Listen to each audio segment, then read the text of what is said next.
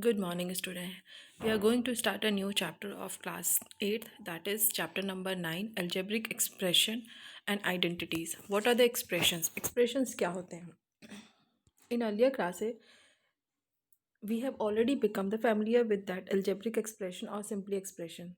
Example of expression are x plus 3. ये expressions होते हैं, ठीक है. x plus 3, 2y minus 5, 3x² 4xy plus 7 etcetera. इसमें देखिए बेसिकली आप देखिए एक्सप्रेशन यहाँ पे दिया है 2y-5 is form from the variable y. यहाँ पे 2y-5 y आपका वेरिएबल हो गया and 2 and 5 is your constant term. ठीक है. नाउ ठीक है, the expression 2y-5 is form from the variable y and the constant 2 and 5. The expression 4x same as ये वेरिएबल x है आपका and y x and y and the constant 4 and 7. ठीक है. This is the expression.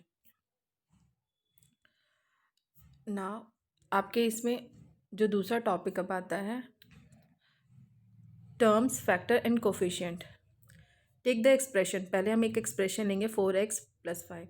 This expression is made up of a 2 terms. ठीक है. 4x + 5 ये आपके 2 terms हैं जिसमें term are added to form expression. जिसमें 2 टर्म ऐड होकर के एक एक्सप्रेशन बना रहे हैं. राइट.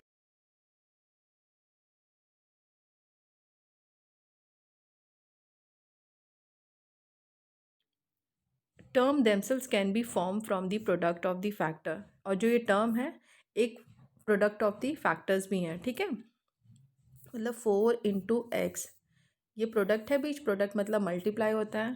ठीक. The 5 is made up of just one factor that is 5. और 5 का एक सिंगल फैक्टर है. इसमें कोई भी वेरिएबल नहीं है. Only 5 is a your constant number. Right. The numerical factor of the tens is called the numerical coefficient or the simply coefficient. यहाँ पे जो लिखा हुआ है न्यूमेरिकल कोफिशिएंट क्या होता है आपका, मतलब 7xy लिखा है ना -5x, तो ये न्यूमेरिकल है. मतलब 7 ये आपके x और y क्या है, कोफिशिएंट है, और 7 इज योर कांस्टेंट टर्म. ठीक है. तो ये न्यूमेरिकल कांस्टेंट इसे कहा गया है, कोफिशिएंट कहा गया है. Right. Now your next topic है आपका monomials, binomial and polynomials. Expression that contains only one term is called monomials. जिसमें एक ही टर्म होगा वो होगा आपका मोनोमियल. ठीक है. एक ही टर्म, ये टर्म होता है ना.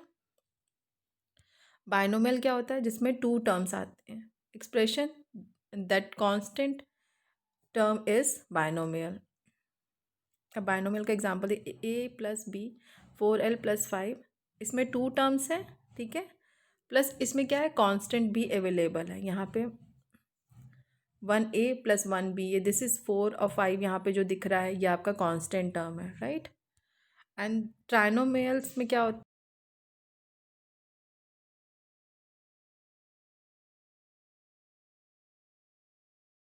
ट्राइनोमियल में 3 टर्म्स होते हैं.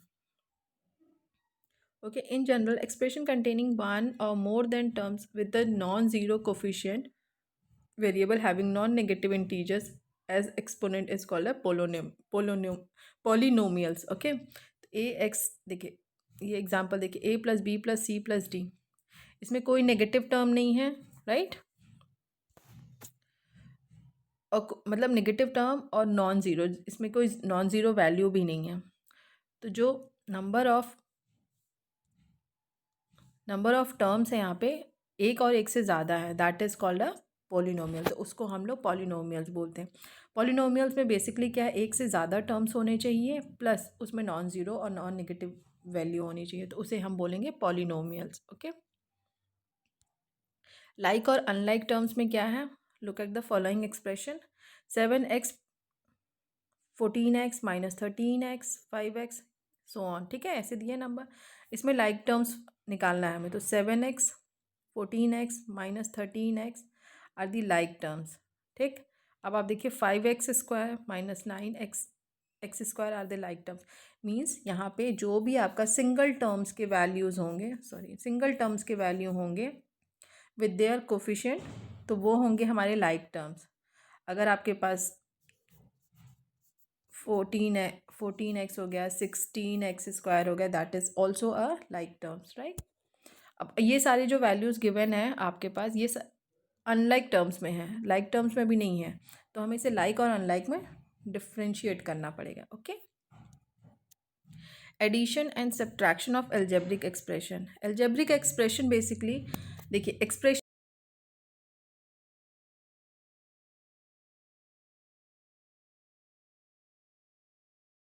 2x + 5 + = 0, this is your algebraic expression, right.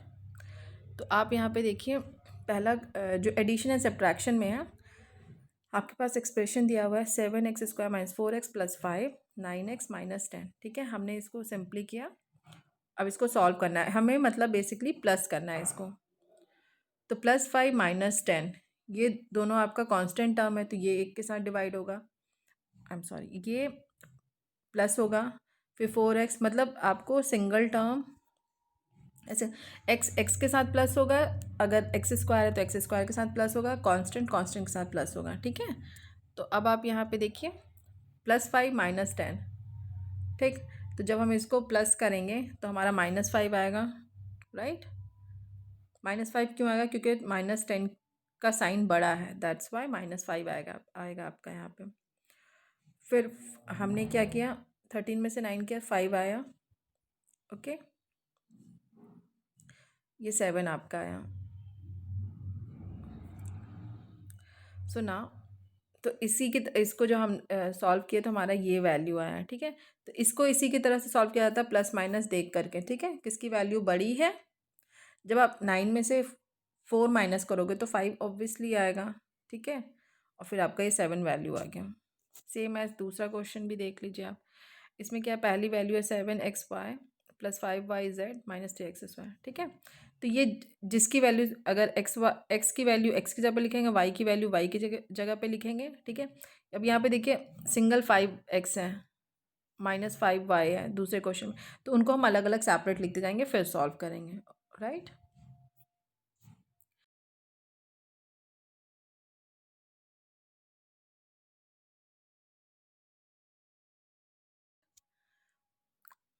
We begin with 4 × x, यहाँ पे देखिए आप, notice that all three product of monomial 15xy - 15xy are also a monomial, ठीक है। तो मोनोमियल मतलब आपका जैसे एक टर्म है 4x, तो आप किसके साथ इसका मल्टीप्लिकेशन करोगे, कोई भी नंबर होगा, तो वो मोनोमियल मतलब एक ही टर्म्स के साथ होगा। 5x हो सकता है, ठीक, 5y हो सकता है, तो ऐसे मोनोमियल। बायनोमियल में 2 टर्म्स के साथ करना है, राइट। तो आई होप ये क्लियर हो गया होगा। माइनो माइनो सॉरी मोनोमियल्स भी है, बायनोमियल्स और ट्राइनोमियल्स। अब आइडेंटिटी बतानी है, ठीक है। आपका जो नेक्स्ट टॉपिक है वो आइडेंटिटी है।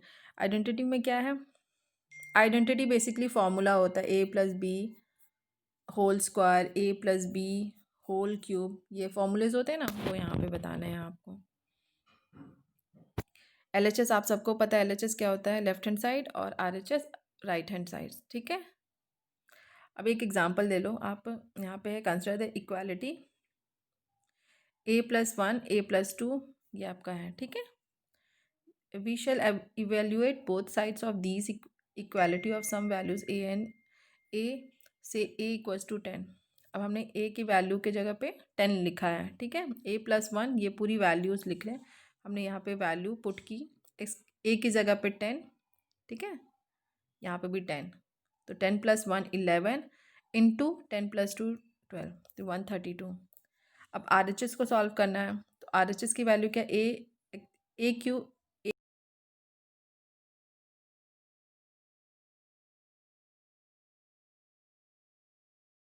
+2, ये वैल्यू पुट किया तो 132, तो मतलब क्या है हमारा LHS = RHS, right. Such equality true for every values the variable in it is called the identity. जब हमारा RHS एंड LHS इक्वल हो जाएगा, this is called the identity, right. Standard identity होती है और एक होता है आपका अप्लाइंग आइडेंटिटी, ठीक है।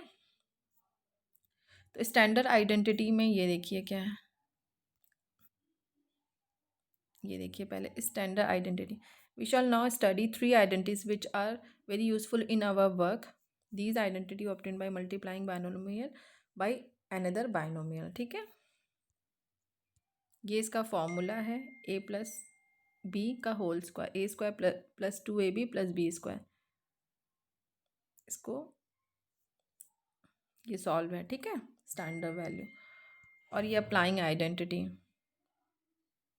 अप्लाइंग आइडेंटिटी मतलब जो आपका जो स्टैंडर्ड अप्लाई है, जो a+b का होल स्क्वायर है, उसमें हम अप्लाई करेंगे, तो अप्लाई आइडेंटिटी वो है, ठीक है। तो आई होप ये क्लियर हो गया होगा। सो इनके इससे रिलेटेड कोई भी प्रॉब्लम होती है तो आप मेरे से पूछ लीजिएगा। ओके स्टूडेंट, तब तक के लिए थैंक यू सो मच।